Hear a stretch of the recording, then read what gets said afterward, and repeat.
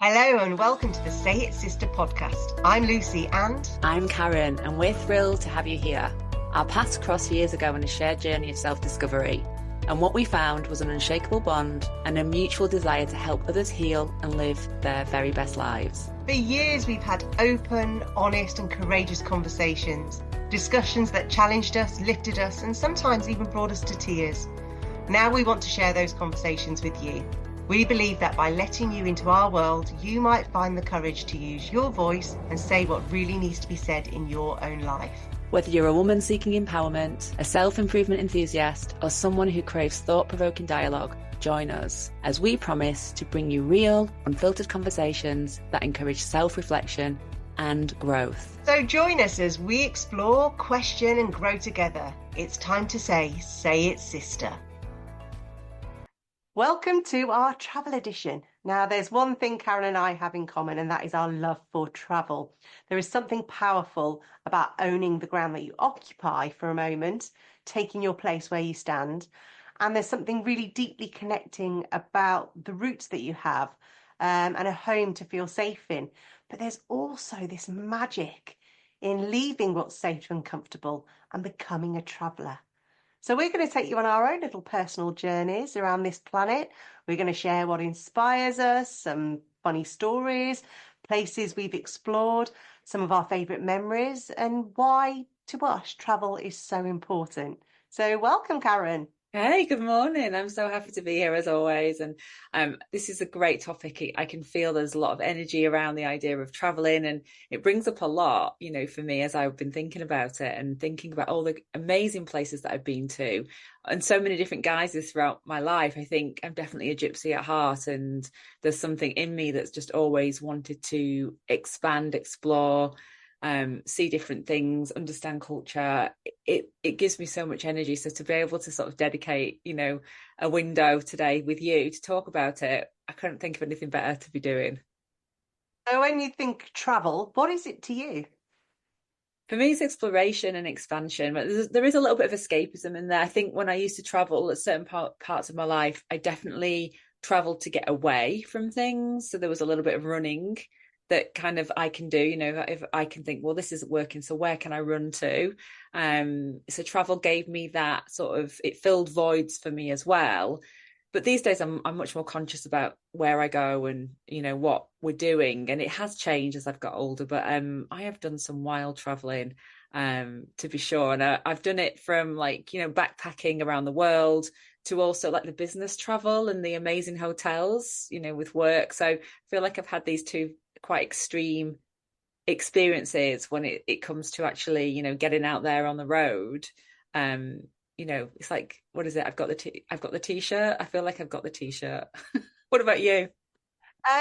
Yeah, for me, it feels like hope. I think I'd read somewhere or heard somewhere that every time you plan a holiday or a trip somewhere, it releases as many of the positive hormones as you get when you're actually doing the traveling. In fact, you probably get more because you haven't got all of the dreaming up of delays and roadworks and all those other things that go on. So actually it releases stuff. So I love dreaming about traveling just as much as I do actually about the traveling.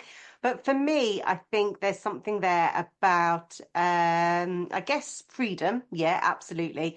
But there's something there about unity because whenever I go traveling, there's two things that tend to happen. At one point or another, I will look up at the sky and I will see the moon, I will see the sun, and I'll think everybody is looking at the same one, wherever you are on this earth.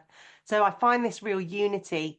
But then there's also this connectivity because I always end up chatting to somebody, whether it's somebody who's staying in the same hotel or sat on the next table on a bus, or one of the local community members. And yeah, for me, that's what it's about. I feel like I'm making friends all over the world, even if it's just for that moment. So I love that. And yeah, it's about learning. It's about experiencing different cultures and opening my mind so that I don't think that my little world is all that exists, that there's this whole world and different way of living. So yeah, that's what travel is for me. It's hope, excitement, learning, unity and connection. And yeah, it's reminding me of a time when I was backpacking around the world. When I was 25, I decided I would just leave my job and rent out my apartment and just went off with a backpack and went traveling. And it was this experience of just seeing the world, almost like the different cultures, the different spaces, and just, going from one place to the next. So it was like maybe we'd stay a couple of days somewhere, but then, like the backpack gets packed back up again and you've got all your possessions on your back and, off you go and you have all these different experiences. And it's quite hard on the body, it's quite hard on the system.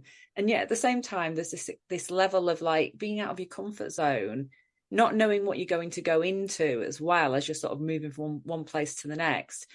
And also, the researching in the books and all the guidebooks. So I would have all my guidebooks, like I got all my guidebooks before I went, and then I packed up my backpack and, just going through those books and trying to work out where to go and what to do, and feeling like the road was really quite open actually. And just that expansion of being able to sort of drop into places and seeing sunrise and sunset.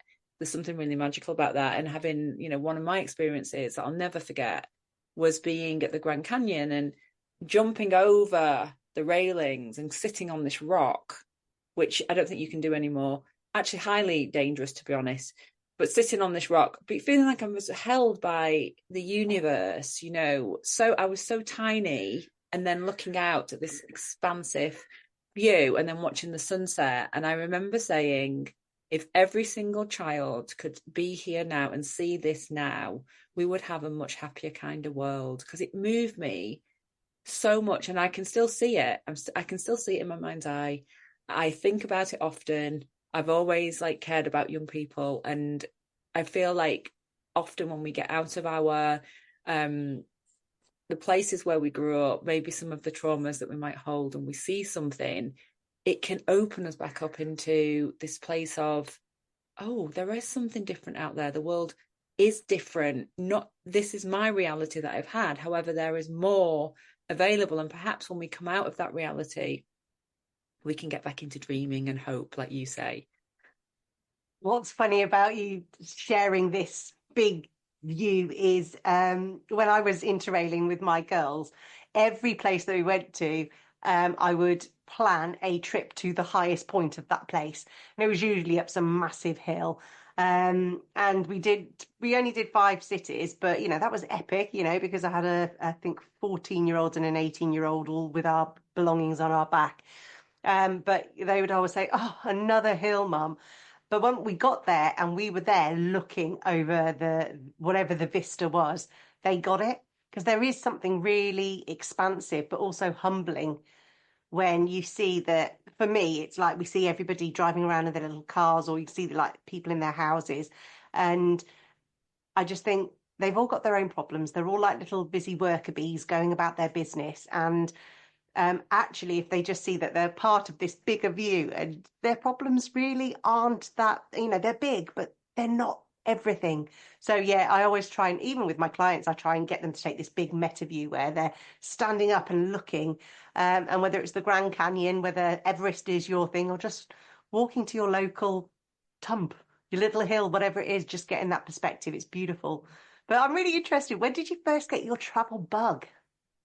I think it was something that's always been inside me. I don't know. My dad's from Barcelona, so I was born in Barcelona. I grew up the first 18 months of my life, which I do not remember, of course. I was speaking Catalan, and so when then they moved over to Manchester, I just I think from what I know inside myself, there was a big shift and change. Like everything smelt different. You've got carpets and textures instead of, what you would have in an apartment in Spain. And so it was almost like there was something in me that I feel like it really goes back to that root of going, where do I belong?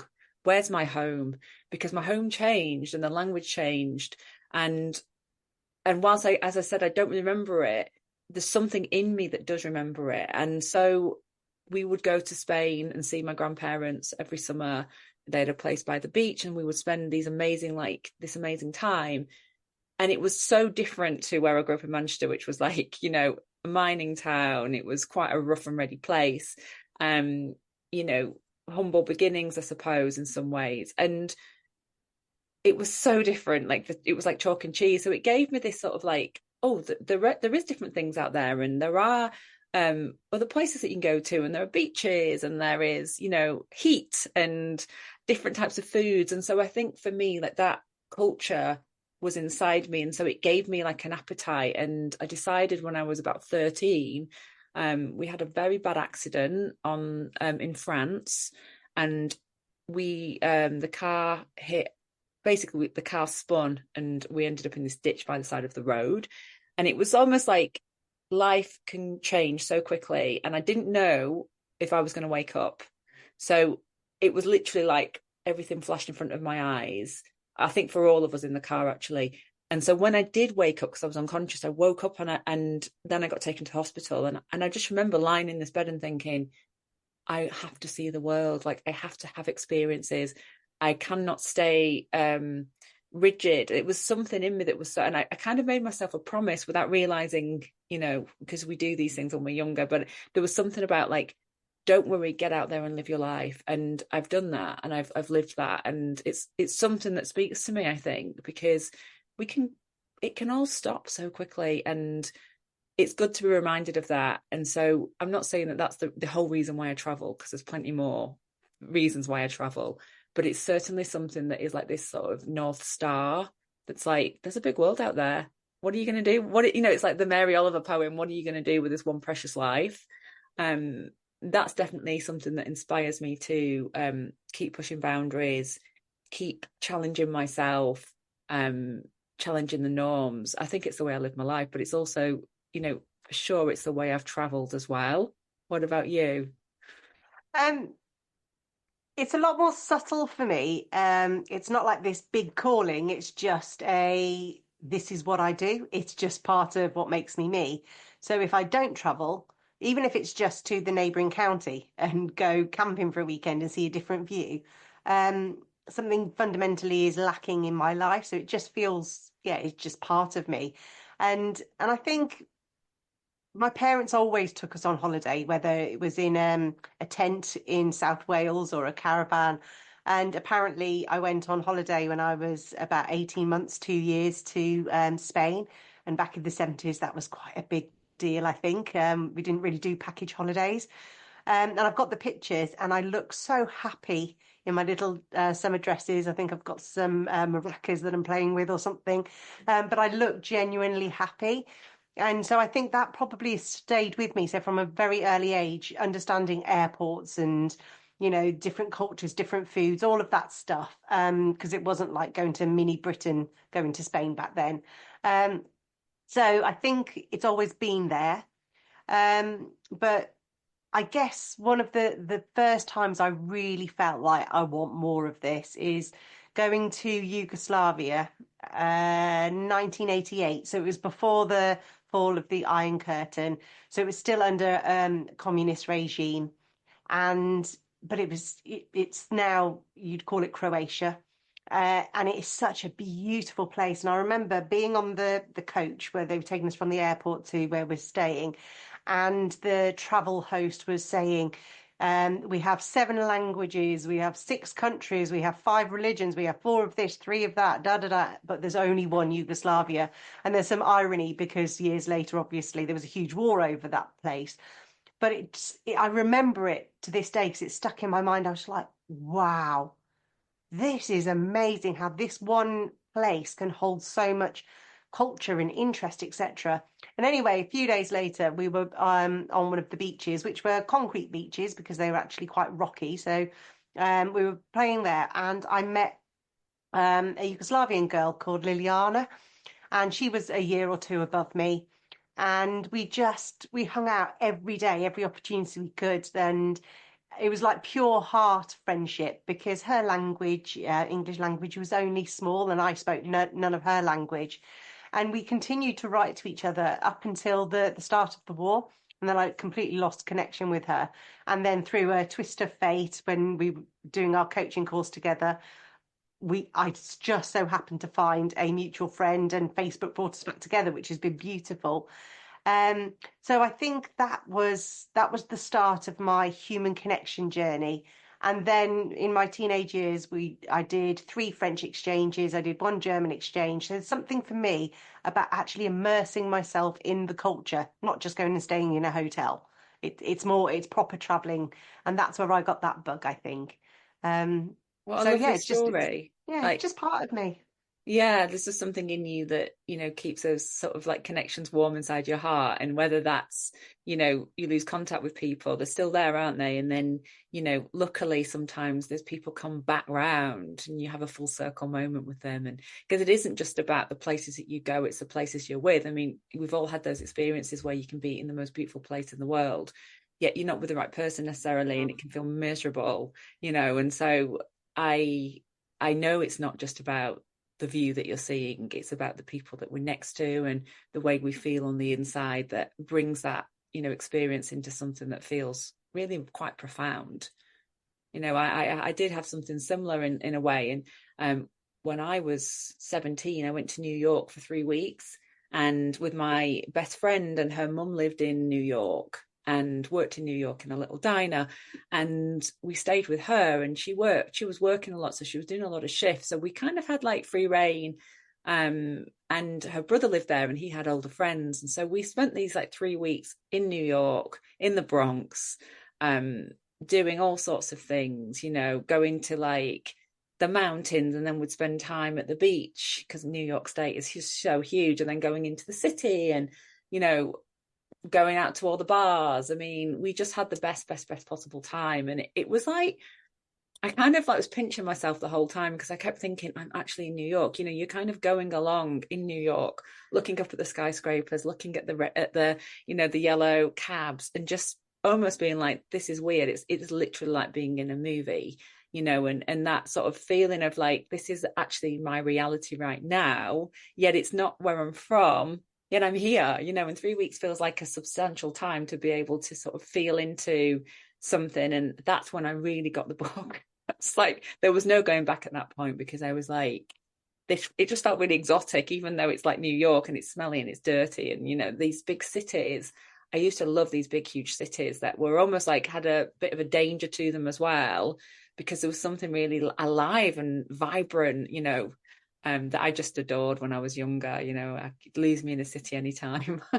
It's funny because I was in New York for I think 5 days, and I had a bit of an incident. Well, basically got on the plane at Paris to transfer to New York, and whilst there, they said, "Oh, there's something wrong with the plane. We need to switch planes." Now, I'd planned it to go there for my ex-husband's 30th birthday. So the next day, we were supposed to be meeting on the ice rink in, outside the Rockefeller Center or wherever it was, Times Square.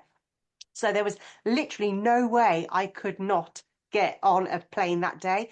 And they were saying, no, we're going to have to put you up in a hotel. You're going to have to go the next day. I was like, and I had this proper meltdown, and my ex-husband was like, "It's okay, Lucy, it's going to be fine." But he had no idea of all these other plans, and he was like, I was like a wild banshee. Anyway, they managed to get me and him onto the next plane, but it went to a different airport. I think anyway, can't remember. Unfortunately, our luggage was still on the other plane, and so I spent 5 days in the same clothes, managed to get some underwear and some essentials, but thankfully it was the thick of winter, so all the pictures only had me in the same coat anyway. But to me, it just added to the adventure. The things that go wrong often make the best stories. So again, Absolutely. even that stuff, it's just like I've had lots of things that have gone wrong on holidays. We all do, or when we're traveling, but it's that inner resourcefulness or that feeling of, so what if I've only got the same, jeans and jumper? I'm here to experience the whole lot of it. And it did feel like a movie set, which is strange. Yeah. And Um, it's the things, that's what makes the story sometimes, isn't it? Like it's almost like that's the adventure as well, the things that go wrong and how you sort of, cope with it, and then how you manage it. And then it becomes almost like entertaining and quite humorous once you've got over like the initial shock. yeah. We had a really crazy one year where a friend of mine booked a holiday. We were like really in our corporate jobs at the time, so we were so busy, and like we never really double checked anything. So it was like one of those where we literally got very excited the night before, drank way too much, turned up at the airport, very little sleep, in fact maybe an hour's sleep, Got onto one flight and then flew to Kuala Lumpur, I think. We flew to Kuala Lumpur and then we were supposed to be going to Bali, but we ended up in on a little island called Kinabalu, which is not in Indonesia but in Malaysia. So we went in the opposite direction. And as we were on this flight, I said to her, I've got a really bad feeling that we're going in the wrong direction. And she was like, no, it'll be fine, it'll be fine. So we arrived at this this island. We walked out, nobody there. So we rang our place, like we're staying in Villa, like, and they're like, oh, we're waiting for you, we're waiting for you. And we were like, we can't see anybody here. I walked over to somebody and said, excuse me, where are we? And they said, Kinabalu. And I was like, not Bali. And they were like, not Bali. Literally, I mean, we were like in such a state by the time we got there because we've been traveling for such a long time. And I was like, we're in the wrong place. We're not in Bali. So we had to go back into the airport, book another flight back to Kuala Lumpur, spend a night in Kuala Lumpur, then get another flight to Bali. So we think we lost like 2 days of our holiday or something like that. But the stories, and then when we got there, we were so grateful to be there. We had such I mean, we had the best holiday. It was just absolutely amazing. And we had this like great time in, the Gili Islands, and we did all this traveling around and stuff. And it was Eat, Pray, Love. It was when that book came out. But yeah, we ended up in the wrong continent. Never mind the wrong place. It was the wrong continent. Sounds like an episode of The Hangover, doesn't it? Absolutely fabulous or something. It was really, and everybody was like, how did you do it? And we were like, we don't really know how we did it. We just did, that's where we ended up. And we could have stayed there, but we had all our accommodation booked and, all the rest of it. But again, it's just like things happen, don't they? And you just Yeah. think, I don't know how we did that. I still don't know how we did it. But we did get our holiday in Bali. It cost us a little bit more money, but it's all part of the journey, isn't it? Yeah, do you know what? It's quite interesting when going on holiday with my girls now because I have Google Maps on my phone. And so we will be saying, right, we want to go here on the bus or we want to go there and visit that. And literally all the information is on my phone. It tells me exactly where I'm going to be, what bus, what direction, and a little map of where to stand. Everything is sorted for you. And when I tell them that back in the day, we didn't have these phones. We would actually have to go and either talk to people or we'd have to try and find information somehow.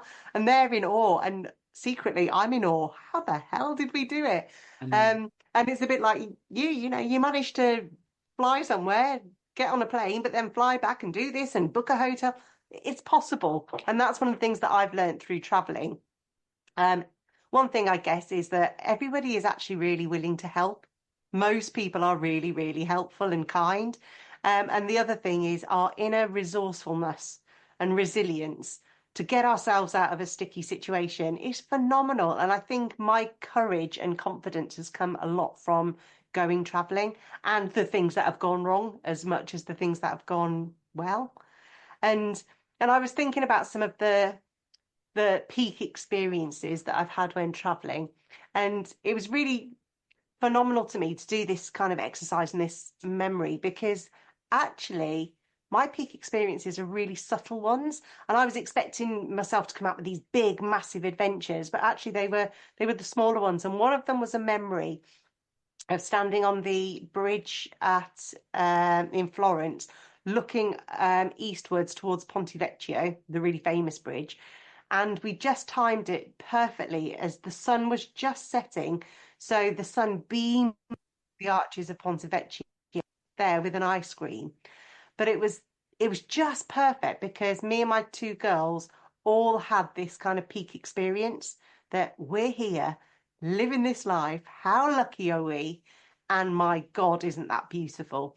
So, and we were just all in awe. So that was one of those really subtle, amazing experiences. Um, but there was another, which was again a bit of an accident. And I was actually I'm a scout leader when I'm not doing all of this podcasting and coaching work. And there was an adults training weekend where we went whitewater rafting in North Wales in the morning. And then we set up off a trail up Cadair Idris, which they always say if you camp at the base of Cadair Idris, you'll emerge as either a mad person or a poet. I'm still not sure which one I am, but I did literally camp at the base of it that night. And the next day, we arrived at the lake in pitch black, couldn't see anything. And then the next day, noticed that the only way out was to climb either this rickety path with slate all the way around it, which would have taken a while, or we go directly up.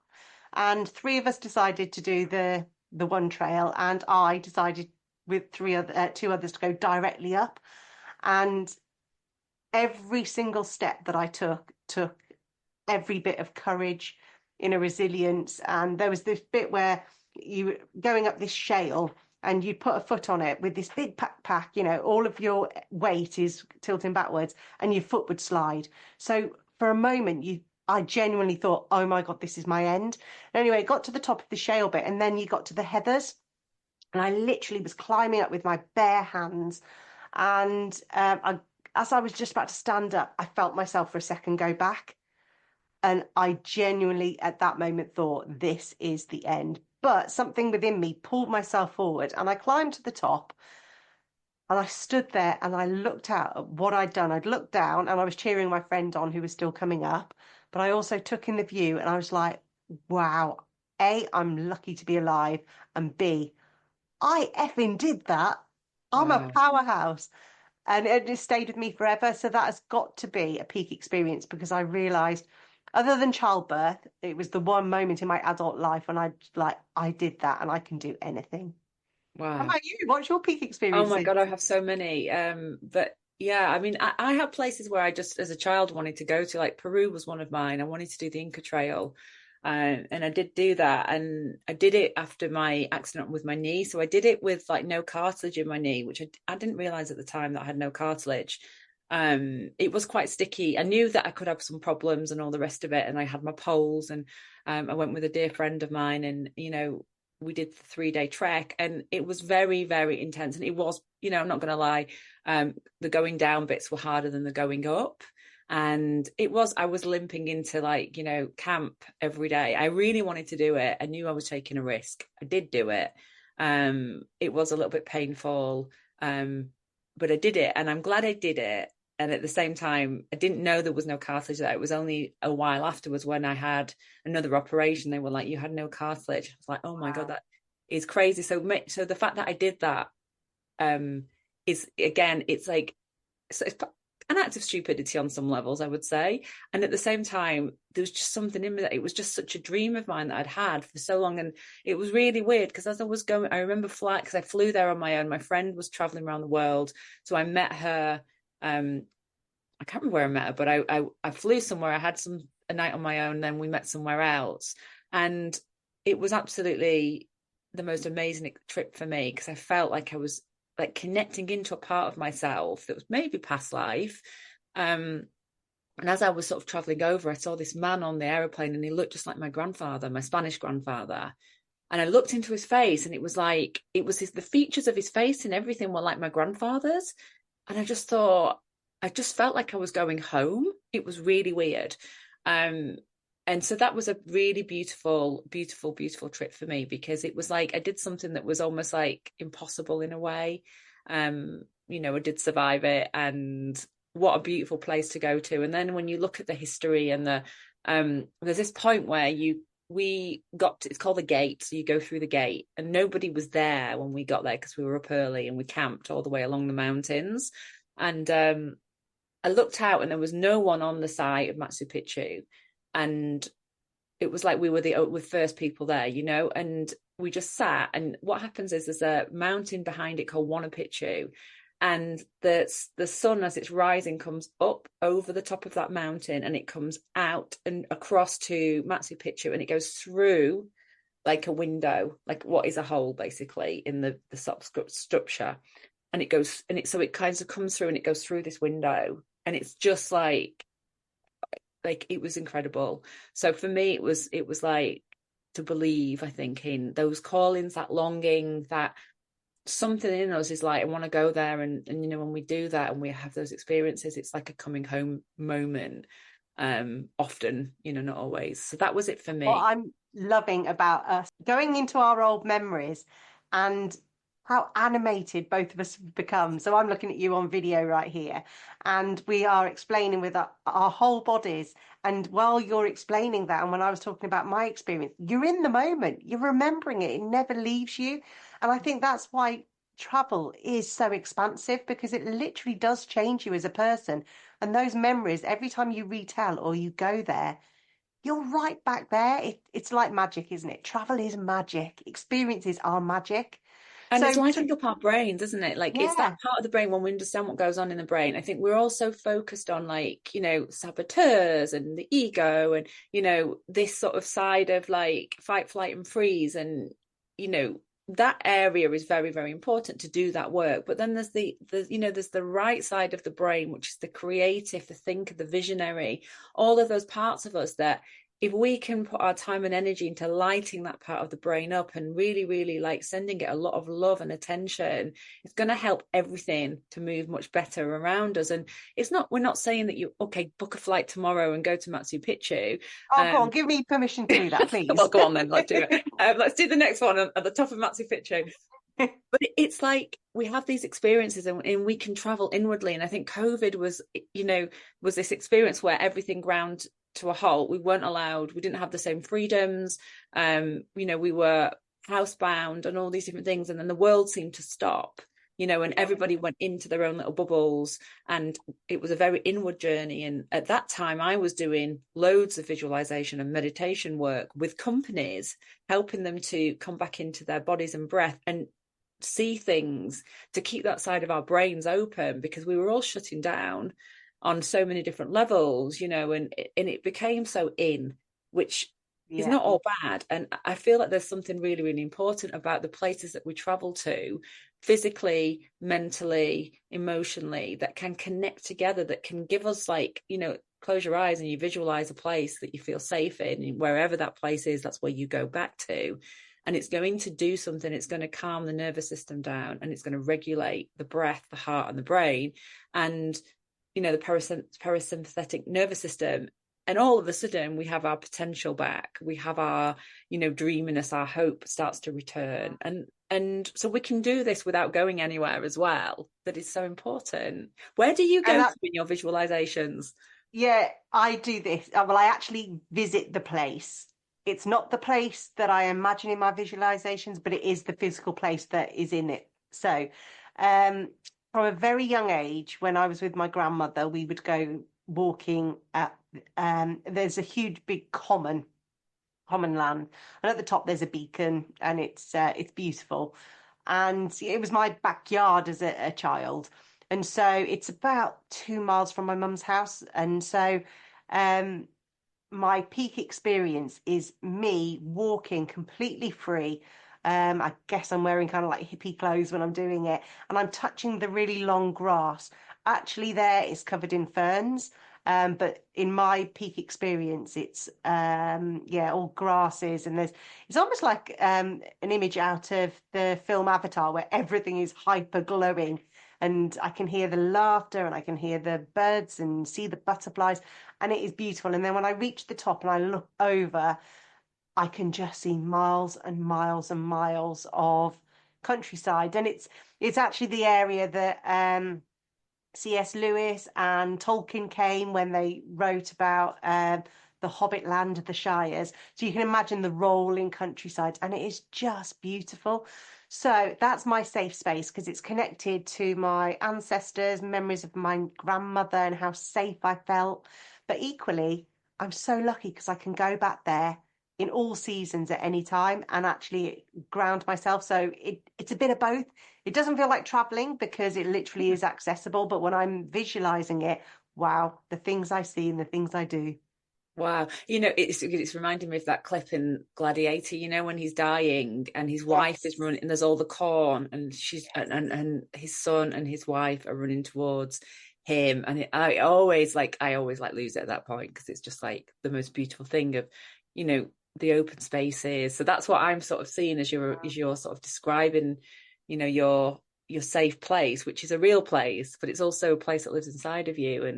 And it's funny how childhood is one of those openers, and I have a similar place near Bolton, near where my parents live, and it's called Rivington Pike. And it's a similar thing where we used to go there, most Sundays, and we would just walk. And I just remember it, and it's just very open. There's something about open spaces for me.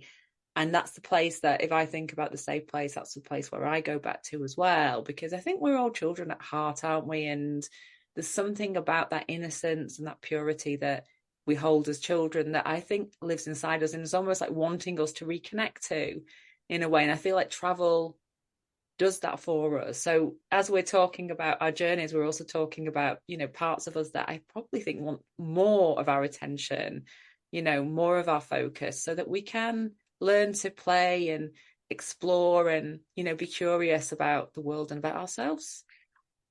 I am so childlike when I go on holiday. I'm one of those people that doesn't make plans about what we're going to visit. I might have a quick look at top 10 things to do in that area, but I don't book anything and I don't, I'm literally going to turn up and see what the wonder is and take like safely, but take a little back street or go off the beaten track or just go into that little cafe rather than the one in the main square. So I'm always curious and childlike and full of wonder. But interestingly, as my parents have got a bit older and they're reading all the press, etc., etc., they'll be like, and don't forget this and don't forget that and da da da da da. And I just want to scream at them because they're taking the wonder out of it and trying to instill fear. And yes, I've got myself into trouble, either things getting lost or being on the wrong plane or whatever, but we're safe. We get ourselves out of it. But yes, every now and then, really bad things do happen when people are traveling. But really bad things happen when you take a step outside your front door. And so I purposely try and reconnect with that childlike wonder because that's all it's all about. It's about learning and growing and experiencing. And I don't want people in my ear telling me, well, don't forget this and have you got that? Because it just takes the magic out of it. So I'd love to hear about anything like crazy or scary or even quite spiritual that's happened to you whilst traveling. Have you got an example? I have. I did a course called Way of the Warrior, which is about being a spiritual warrior when I was about 35. And I'd come out of a relationship and I was like, right, I'm going to go do this course. I've wanted to do it for years. Um, so I flew to Atlanta, Georgia, and then made my way to the Smoky Mountains. And I walked into a room, didn't know anybody in the room. Stayed in a yurt with like some women. It was a mixed group, and I had the most incredible, like it was a week-long thing. So we were in the Smoky Mountains and we would do like morning rituals and like movements, and then there'd be like it's about being a spiritual warrior. So it was really about breaking down the ego, and tuning back into your spirit. So it was in very, very, very intense, like getting broken down, breaking yourself down to then sort of come back. So it's like you go down very deep into yourself and then you come up light, is the idea. And the way that they do that, it was really quite hardcore life training, I would call it. But you experience the shifts inside yourself. It's almost like putting all your weapons down and, knowing what your weapons are and then letting those weapons sort of fall away and coming back into the softness and the purity that we all have as humans. I won't, this course still exists, so I won't say too much because there's some things in there that you're like, yeah, that someone will need to experience that. I can't really explain it. But again, I had these experiences of like walking out with the sun setting in the Smoky Mountains and just opening my arms up. And there was all these tiny little fireflies around, and just flying around us. So it was dark, the sun was coming down, then it became dark, and then you could see these little flies lit up, and it was just so beautiful. And there was music playing, and like people were like hugging, and some people were crying, and it was that humanity, that place of humanity. And I met a woman in the yurt who was from Salford, from Moss Side. Wow. Yeah, we were the only two British people there, and we were support partners. So she was a coach as well. We became support partners for maybe about 6 years, and every year we would go off and do another like extension of the Way of the Warrior, because there was all these different like levels. We'd go off and do another like residential for a week and go together. And just love the woman, still love her to pieces. And we really went through quite a lot together. And it was profound. It was really profound for me. And it was this sort of not knowing anyone, but then making friends and um, just feeling part of something that was so profound and in such a beautiful place. So that was for me, that was a space in time when I needed something. I kind of knew what I needed. I did it. It changed me.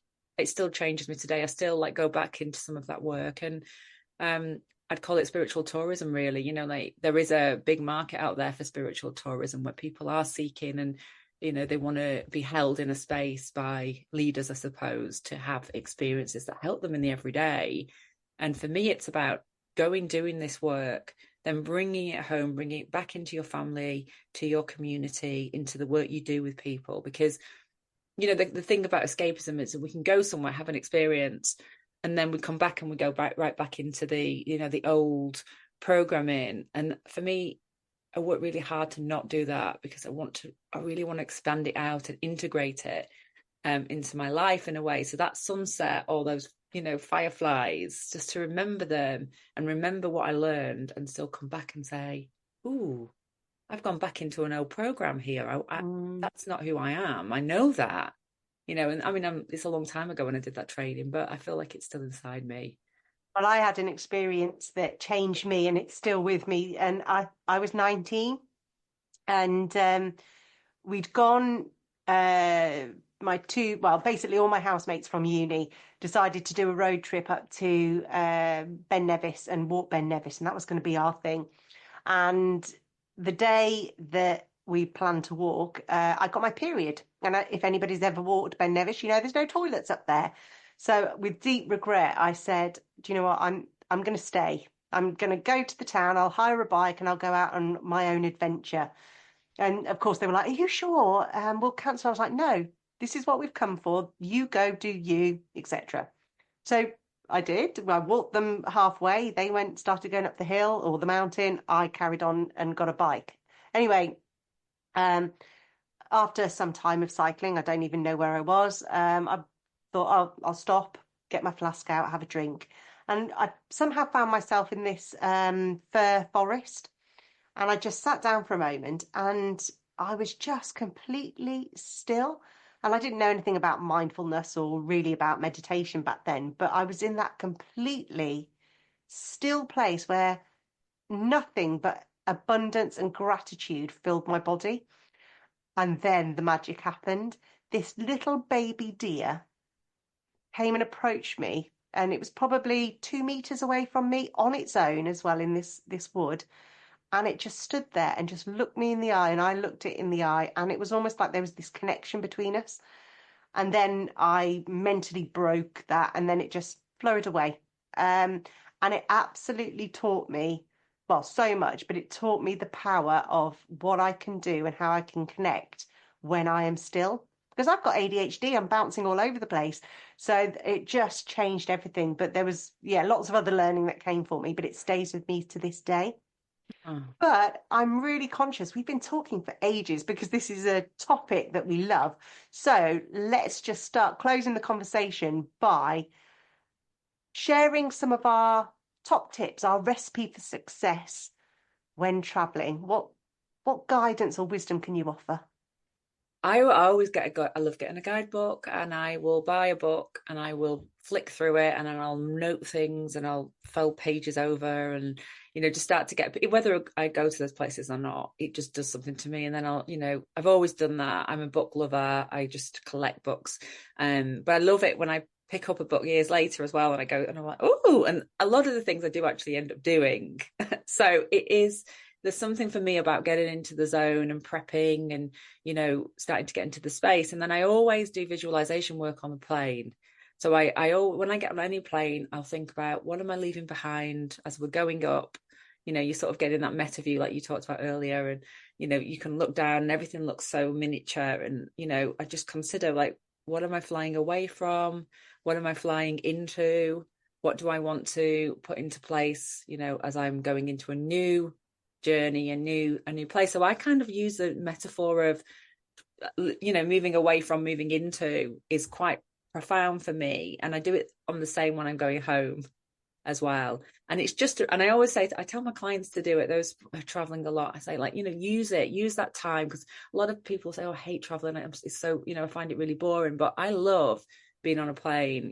I've got my books, I'll do some visualization, I always sit and I'll do some like thoughts and things. It feels like sacred time to me, really, in a way. So that for me is part of the journey of going somewhere. That's my tip, really. I think yeah, just to sort of embody it, just to really embrace what you've actually said yes to as well, because everywhere you go, there are all these opportunities and potentials. There's obviously the safety element of staying safe and listening to your wisdom and your intuition, I think, but I feel like that is part of everyday life anyway. Yeah. So this is something more about, being conscious and clear about your intentions when you're traveling. What about you? I have two, so I'll keep them very brief. My first top tip for traveling is always pack light. So whether that's your luggage or whether it's lightness in spirit. Now, if you pack light, it means that you can buy stuff when you're over there. So you can buy more trinkets or clothing or whatever takes your fancy. But also, you're going, you don't want to bring your home with you. You don't want to pack everything, including the kitchen sink, because you're going off on this journey. So for me, pack light, take the essentials and off you go. And that's kind of like in lightness in spirit. The other one comes from Scouts expeditions that we do. And to get your badge or to plan your expedition, it has to have one of two purposes. So one is you either need to go on a journey with a purpose, or you go with a purpose where you have to go on a journey. And focusing on what is the purpose of this. And again, I guess it's that intentionality and what am I dreaming up? But however you get to that purpose, to relax, to learn something new, to visit family, whatever, it has to have some deeper meaning. And if you're clear on that, you're going to have an amazing time because you're going to find exactly what you're looking for. I have to ask this one last question. What's the worst thing you bought on your travels? It's usually something, oh, no, I was going to say it's usually something glass that breaks, but actually it was this really, I thought it was brilliant at the time, and it was this lovely shell piece of artwork that looked amazing in some Greek island. And then I got it back to this land. I'm like, this really doesn't fit. It's the most grotesque piece of artwork, but there you go. It's in my garage somewhere. I had when I went to Peru, I don't know what happened to me. Something happened to me clearly, and I literally was buying rugs. I came back, like everything was knitted, so it was like I had mittens, hats. I mean, and there's this picture of me in Peru, in like Cusco, and my friend took it, and then I looked back at the picture and I said, "Oh my God, Peru has basically thrown up on me." I was like, everything I was wearing, and like it just makes me laugh. Those pictures make me laugh so much because I was just so into it. That was just like put more on me. I was like literally I couldn't move. I had so much knitted stuff on, including rugs. I mean, and bags, everything. It was just That's why we pack light. You've got to laugh. But anyway, thank you so much for bringing, your brilliant stories, your brilliant wisdom today. And to all the people that are listening, we hope we've inspired you to just find something out there in the world that inspires you to feel expanded, hopeful, joy, and free. Please join us again, or you can follow us on TikTok, Facebook, and Instagram. We look forward to staying at Sister with you soon. So thanks for listening, and we can't wait to welcome you next time. Until then, use your voice, journal, speak, or sing out loud. However you do it, we hope you join us in Saying It's Sister.